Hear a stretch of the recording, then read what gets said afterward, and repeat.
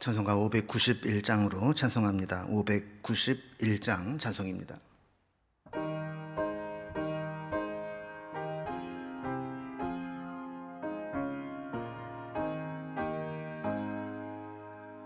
저 밭에 농부 나가 씨 뿌려놓은 후 주 크신 능력 내려 잘 길러주셨네. 또 사시사철 따라 햇빛과 단비를 저 밭에 내려주니 그 사랑 한없네.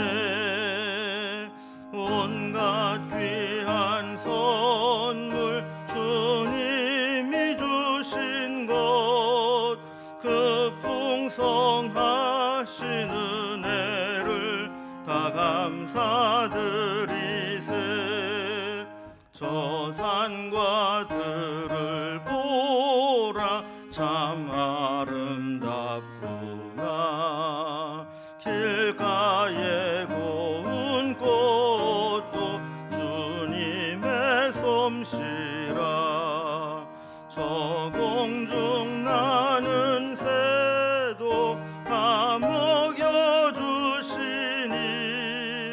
그 사랑하는 자녀 돌보지 않으랴.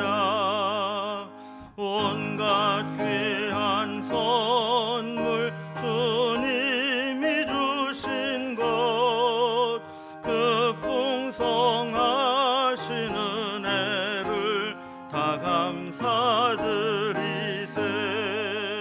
씨 뿌려 거둔 곡식 주님의 은혜라.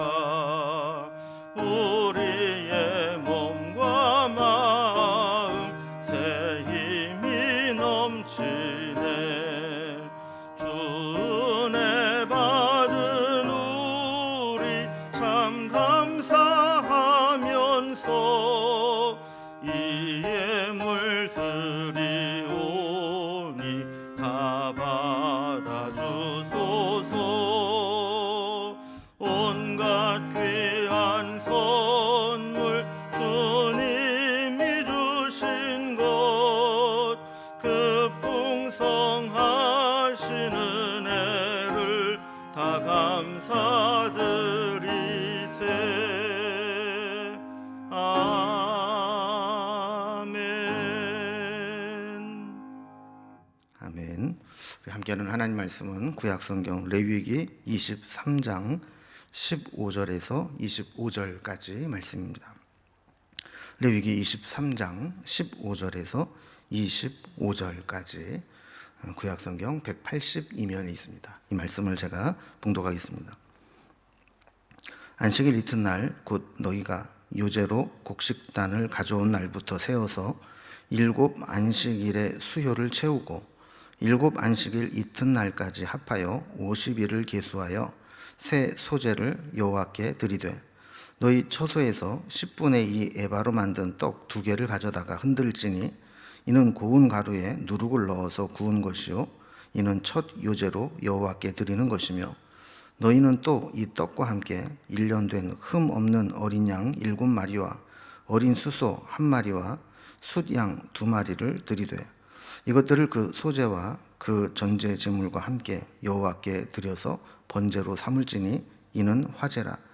여호와께 향기로운 냄새며 또 숫염소 하나로 속죄제를 드리며 1년 된 어린 숫약 2마리를 화목제물로 드릴 것이요, 제사장은 그 첫 이삭의 떡과 함께 그 2마리 어린 양을 여호와 앞에 흔들어서 요제로 삼을 것이요, 이것들은 여호와께 드리는 성물이니 제사장에게 돌릴 것이며, 이날에 너희는 너희 중에 성회를 공포하고 어떤 노동도 하지 말지니 이는 너희가 그 거주하는 각처에서 대대로 지킬 영원한 규례니라.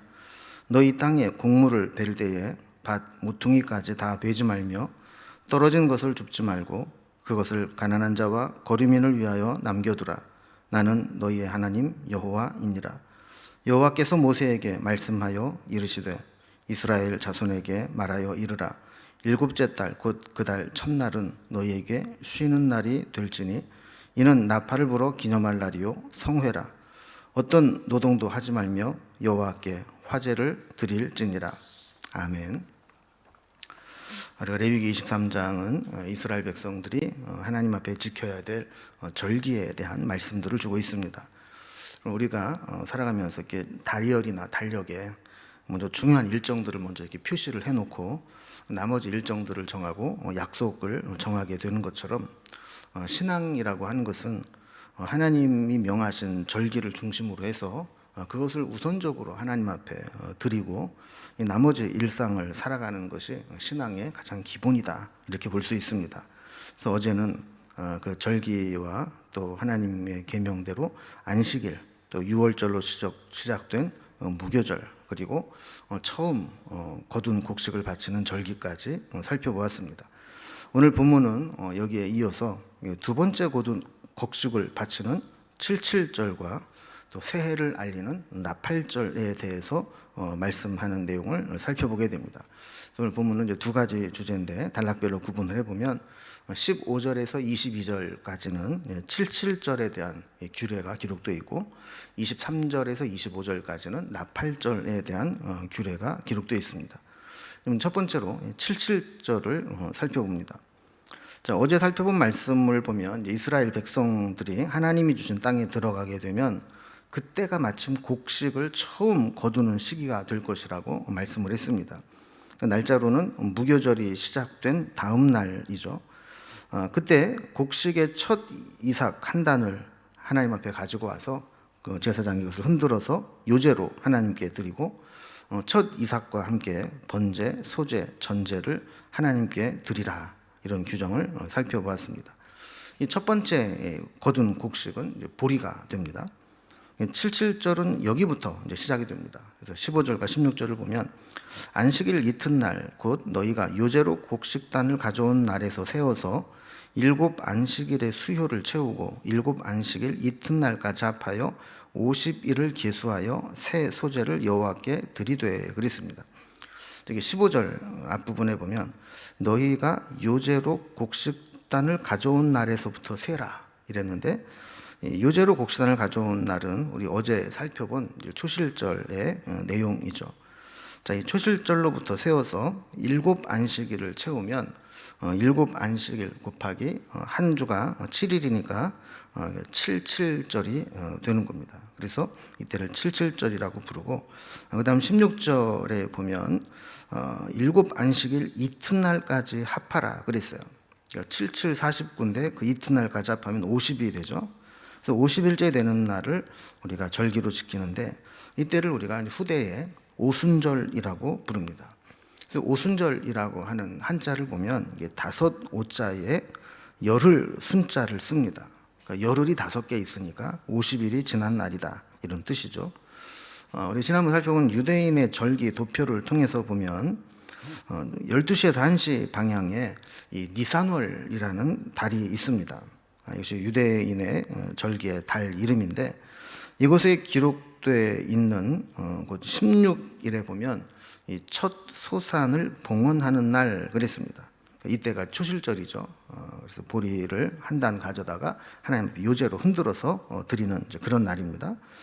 그리고 2시에서 3시 방향에 보면 3월 6일에 77절 혹은 오순절이라고 기록되어 있는 절기가 있습니다. 이때가 바로 이제 어떻게 보면 두 번째 곡식을 드리는 때죠. 그래서 이때가 신약에 오면 오순절날 성령 강림 사건이 있었기 때문에 성령 강림절로 지키기도 합니다. 그래서 매일 성경 해설을 보면 예수님이 부활의 첫 열매가 되신 후에 초실절에 비유했고, 또 오순절 50일에 재는 오순절에 성령이 임하셔서 부활에 참여하게 될 나머지 열매들을 수확하시는 것과 같다, 이렇게 이제 설명을 해놓은 것도 있습니다. 자, 그러면 이 77절은 어떻게 보내야 되는가? 17절 말씀 보면요, 너희의 처소에서 10분의 2 에바로 만든 떡 2개를 가져다가 흔들지니 이는 고운 가루에 누룩을 넣어서 구운 것이요 이는 첫 요제로 여호와께 드리는 것이며 그랬습니다. 그 초실절에 이 곡식단, 이 보리단을 가져다 유제로 드린 것과 달리 77절에서는 추수해서 고운 가루를 내서 누룩굴로 만든 구운 떡 2개를 가져다가 유제를 드리라 그랬어요. 그러니까 초실절에서는 그냥 곡식단을 가져다가 드리는 것이고, 이 77절에는 가루를 내서 누룩을 넣고 떡을 만들어서 그것을 유제로 드리라 그랬습니다. 18절 말씀을 보면 초실절과 마찬가지로 이 구운 떡만 이렇게 소재로 드리는 것이 아니라 1년 된 흠없는 어린 양 7마리와 어린 숫소 1마리와 숫양 2마리를 이 소제물과 함께 전제제물과 번제로 드리도록 했습니다. 자, 이렇게 번제, 소제, 전제와 함께 속죄제와 화목제물도 드리겠는데, 이어서 19절에 보면 또 순염소 하나로 속죄제를 드리며 1년 된 어린 숫양 2마리를 화목제물로 드릴 것이요 그랬습니다. 20절에도 보면 계속 이어서 77절에 드릴 제사에 대한 설명이 나옵니다. 제사장은 그 첫 이삭의 떡과 함께 그 2마리 어린 양을 여호와 앞에 흔들어서 요제를 삼을 것이요 이것들은 여호와께 드리는 성물이니 제사장에게 돌릴 것이며 그랬습니다. 자, 어린 양 7마리 중에서 이 2마리는 요제로 드리면서 성물로 제사장의 몫으로 주라 그랬습니다. 자, 화목제물로 드린 수략 2마리는 이제 여호와께 드린 성물이 되어서 이렇게 일반인들과 나누어 먹는 것이 아니라 제사장에게 돌리도록 한 규정을 보게 됩니다. 77절은 그들의 주식인 밀을 수확하는 이스라엘 민족의 최대의 추수 감사제가 됩니다. 그래서 우리나라랑은 조금 다르죠. 우리나라의 계절은 사실 맥주는 어떻게 보면 좀 봄에 가깝고 가을 거지가 주식인데, 이스라엘의 농사 달력은 이 77절이 주식인 밀의 수확하는 절기가 됩니다. 그래서 풍성한 수확에 감사해서 이 엄청난 이 제물을 하나님 앞에 드리면서 감사의 민족 전체의 축제가 되게 하신 겁니다. 그래서 이 절기 때는 21절의 말씀과 같이 이날에 너희는 너희 중에 성회를 공포하고 어떤 노동도 하지 말지니 이는 너희가 그 거주하는 각처에서 대대로 지킬 영원한 규례니라 그랬습니다. 77절 역시 모든 백성에게 공포해서 어떤 노동도 하지 않고 성회로 지키도록 했고, 후손 대대로 그들이 어디에 있든지 이 절기는 반드시 지키라고 규정을 하고 있습니다.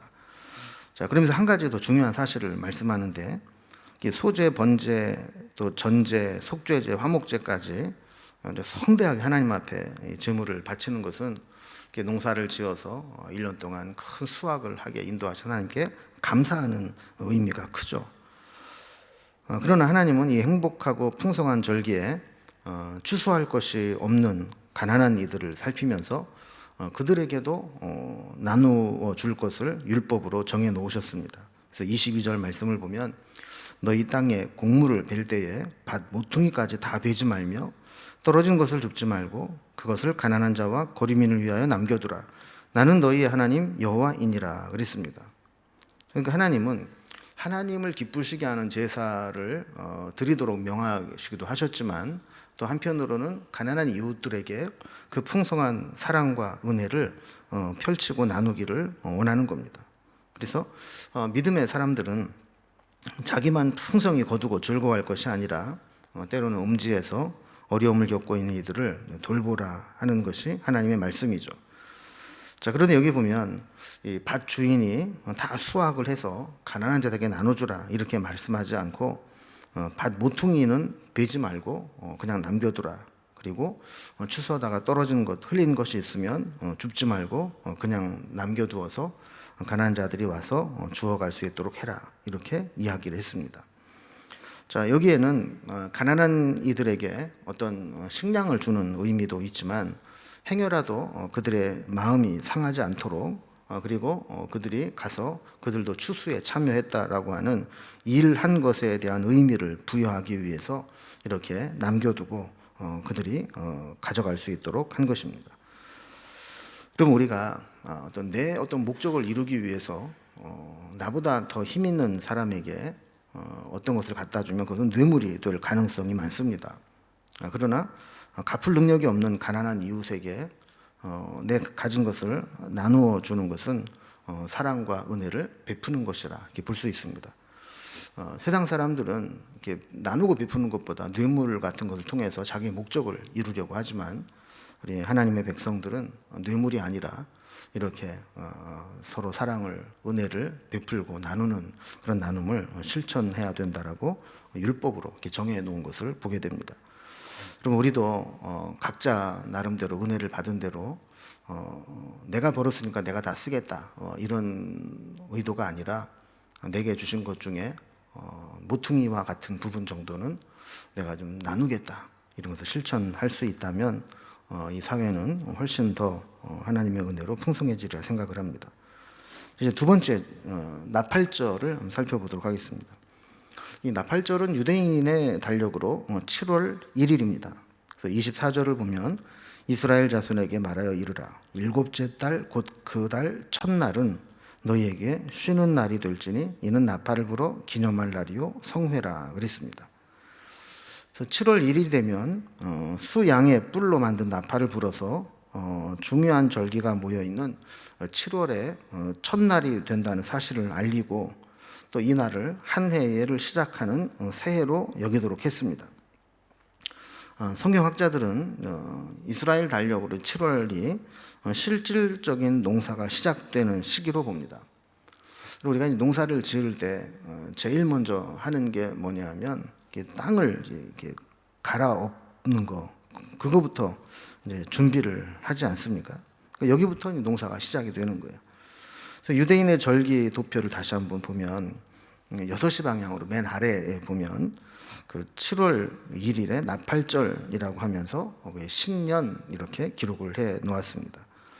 자, 그리고 7월을 티슈리라고 하는데 이때 이른 비가 내리면서 이 우기에 쟁기질을 하게 됩니다. 그래서 농사는 이렇게 쟁기질을 하면서 땅을 갈아엎는 것에서부터 시작하기 때문에 농사의 의미로 본다면 이때가 이제 새해를 시작하는 새 출발이 된다 이렇게 보는 것이죠. 유대인들은 이제 새해를 두 번 맞이하는 것과 같습니다. 우리도 신정, 구정 이렇게 지내는 것과 마찬가지로 그들이 정월로 삼는 달이 하나 있죠. 그게 뭐냐면 유월절이 있는 아비벌이 정월입니다. 그래서 하나님이 애굽에서 구원하신 날, 이 날이 그들의 신앙의 기준이 되도록 만들었어요. 그리고 농사를 시작하는 것으로 본다면 7월 1일 나팔을 불어서 신년으로 삼고 7월 달에 있는 중요한 절기들을 통해서 하나님과 함께 시작하도록 하는 그런 의미를 가지고 있죠. 나팔을 분다라고 하는 것은 정지와 하나님께 집중의 의미를 동시에 가지고 있습니다. 우리가 어떤 일을 하다가도 나팔을 불면 내가 하던 일을 잠시 정지해서 멈춰두고 그 메시지가 무엇인가. 그래서 성경에 보면 나팔을 울려 불고 끊어 불고 또 똑바로 불고 또 몇 번 불고 이거에 따라서 이 주는 메시지가 다 있거든요. 그래서 나팔이 들린다라고 하는 것은 내 하던 일을 정지하고 하나님께 주시는 메시지를 받는 그런 의미를 가지고 있는 것이죠. 한 해를 시작하는 나팔절에 25절 말씀을 보면 어떤 노동도 하지 말고 여호와께 화제를 드릴지니라 그랬습니다.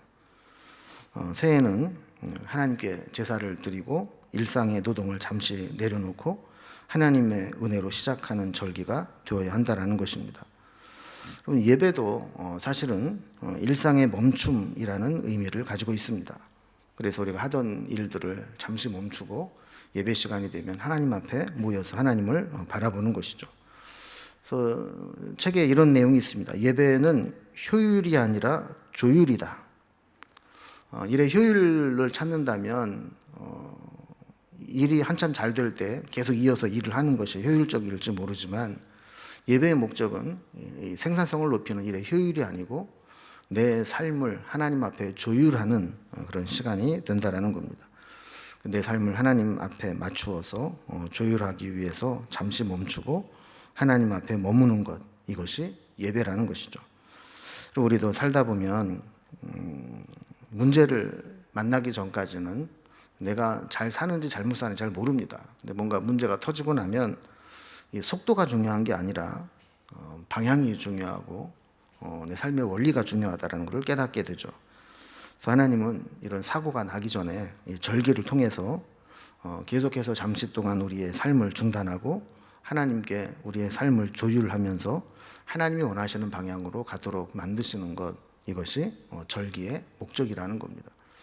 우리도 끊임없이 정지와 하나님께 집중함, 이 두 가지 의미를 생각하면서 하나님 앞에 설 때마다 세상의 일상에서의 삶을 잠시 내려놓고 하나님 앞에 우리를 조율할 수 있는 그런 시간이 될 수 있기를 주님의 이름으로 기원합니다. 기도하겠습니다.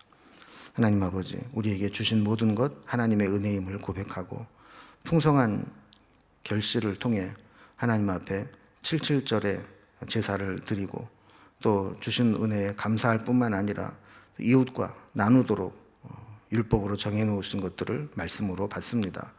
우리에게 있는 모퉁이는 어떤 것들인지 돌아보게 하시고 그 모퉁이들을 필요한 이들에게 나눌 수 있는 믿음의 실천이 있게 하여 주옵소서.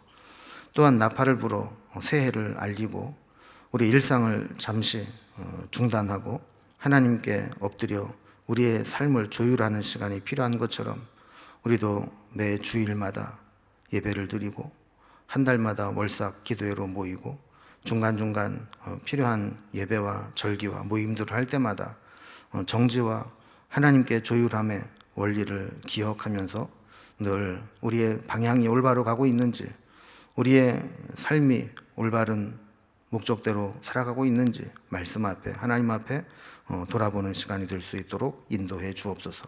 오늘도 주의 은혜 가운데 우리를 붙들어 주시고 함께 해 주시기를 원하며 예수님의 이름으로 기도드리옵나이다. 아멘. 각자 기도 제목들로 자유롭게 기도하시겠습니다.